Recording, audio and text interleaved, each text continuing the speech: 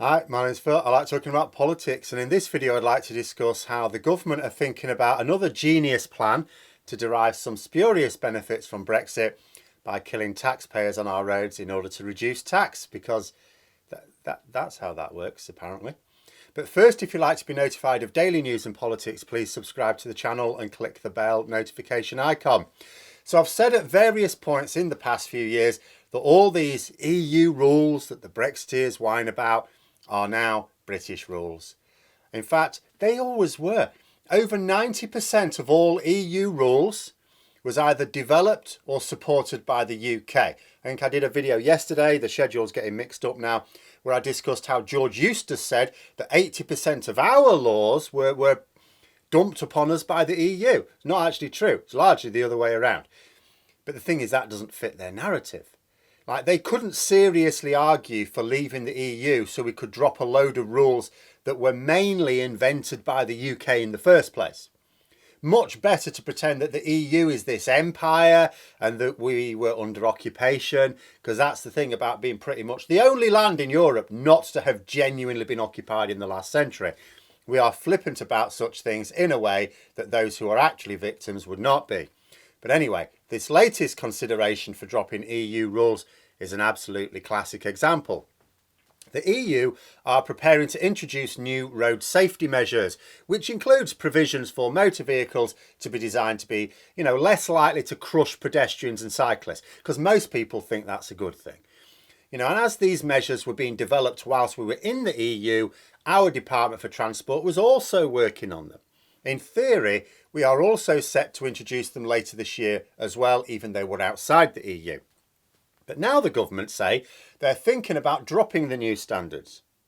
And like their moves on pretending that the pandemic is over, it's based purely on political consideration. See, the thing is that it is absolutely the case that leaving the EU means you can make decisions on what regulations are suitable or not independently. Sort of, anyway. There are regulations in the EU designed to ensure a level playing field for trade amongst its members. If an individual country decides that the regulation is not in their national interest and they don't suffer any harm to trade by not aligning with neighbouring countries with that regulation, okay, they can decide it's not for them. But here's the thing. This measure is designed to prevent people being crushed by motor vehicles. That's what it does. Why would the government consider that this is somehow a bad thing? Yes, I know that this is the same government who presided over the largest COVID death toll in Europe and whose leader is credibly reported to have said, "Let the bodies pile high." But they got something out of that. Their precious sandwich shops and office rents. What do they gain from not going ahead with these new regulations? Normally, Conservatives argue that regulations hurt productivity. It's not true, of course, but even if you suppose it is, how are they suggesting that dropping these regulations is going to help productivity? After all, if Benny is crushed by a bus on his way to work, they're not likely to be very productive for some considerable time. No, Phil, don't be silly. They mean that they will be able to avoid safety-related costs in the design and manufacture of new vehicles. Oh, okay. No. Thing is that the vast majority of all the vehicles that we produce in Britain are exported. They're not built for our own market. Take cars, which made for the British market already need a special production line because we have right-hand drive, unlike most of the rest of the world and certainly most of the rest of Europe. And before people start, just because the majority drive on the right doesn't make it best. But never mind, nonetheless, that does mean special production for the British, Irish, Maltese and Cypriot markets. Now, consider what the government are saying if they do not adopt these regulations. They are saying, yes, that means that new vehicles developed in Britain do not need to be built with these new features. But that being the case, they could not then be sold in most of the EU. In fact, in any part of the EU. So, do we export a lot of the cars we produce to the EU? Yes, over half our exports go directly there. So overnight you would obliterate our car production sector. We're not talking about a slow strangulation caused by masses of Brexit red tape and tariffs. Not a single car could be sold in the EU. So obviously that's not going to happen. Manufacturers producing cars for export will adopt the new regulations whether Westminster tells them to or not. You always produce goods to the highest standard of the markets you intend to sell to. So if you're producing goods and you're going to sell a decent number of them to the EU, to say China, to the United States, you build it to a standard that will meet all of their expectations. That way you can sell it wherever. You know, that's why the EU sets the standard around the world. Because if any producer wants to sell anything to the EU, and they do, because it's a very wealthy market, it has to meet their standards. And because it's not generally worth different production lines for different markets if you can get away with it, that just means they manufacture everything to the EU standard. So the same would apply with vehicles produced in Britain. Now, in theory, it would mean that they could produce vehicles designed purely for the British market to the lower standard. But that would have two consequences. First, it would not be possible to then sell those vehicles in Ireland, even Northern Ireland. In fact, it may even be that you couldn't even drive them into the EU. So people who like to travel into other European countries at a certain point, I'm not saying immediately, but at a certain point by car, would not be able to buy any of those cars and do so. So there'd be less of a market for them, which means fewer sales, which means the cost goes up for each one that is sold due to economies of scale.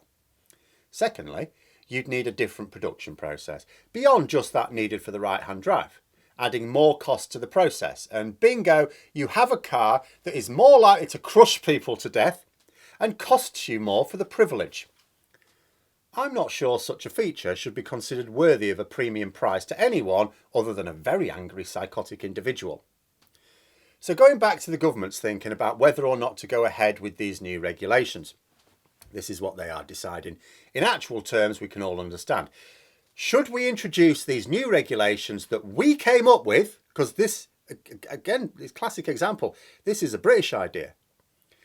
Should we introduce these new regulations that we came up with and which would help save British lives? Or should we scrap them and have car manufacturers ignore us anyway and follow them regardless because only an idiot would spend money designing a car they cannot sell? That's what they are asking. And why are they asking this? Because the government are getting it in the neck from Brexity commentators that this promised bonfire of EU red tape is not occurring. But the fact of the matter is that the regulations we have are good. They are in our interest, they are in our commercial interest. In the EU, we were one of the big three with France and Germany. It's really hard to implement new regulations in the EU without the support of these three countries. Well, it's two now, because we voted to remove ourselves from the decision-making process. But this particular idea was developed by the UK. Transport for London came up with it and promoted it in the EU, who said, oh, that's a good idea, we should all do that. Which just adds another level of dumb to even asking the question. But it's going to be about a quota now. This is why they're asking the question. Brexit backers want to see deregulation. But despite what they say, the government know that regulation is important for productivity. So it sounds to me like they're going to try and remove regulations because they have to stop getting it in the neck from people going, you said you were going to get rid of red tape. Not because they think it's good. Not even because it will help them make money. But just to start a tally. So that when people say, what happened to this bonfire red tape? They can say, we've removed this like 1,000 EU regulations. So they can boast of another Brexit benefit that is in reality just another way of punching ourselves in the face. And in this vein, it would not be surprising if these particular regulations were dropped because they think that people are going to ignore them anyway, and therefore it would do the least damage to drop them. If manufacturers would follow the regulations anyway, in order to make sales abroad, then the government may take the view that they can drop this one. It won't actually make any difference. Other than the fact that they will publicly be saying that they don't really mind that the odd pedestrian or cyclist gets crushed unnecessarily on the roads. But those are my thoughts. Let me know yours in the comments below. Hope you found the video interesting. If you did, don't forget to click the like button. If you'd like to support the channel further, please also click the Patreon link for details. And until next time, I'll see you later.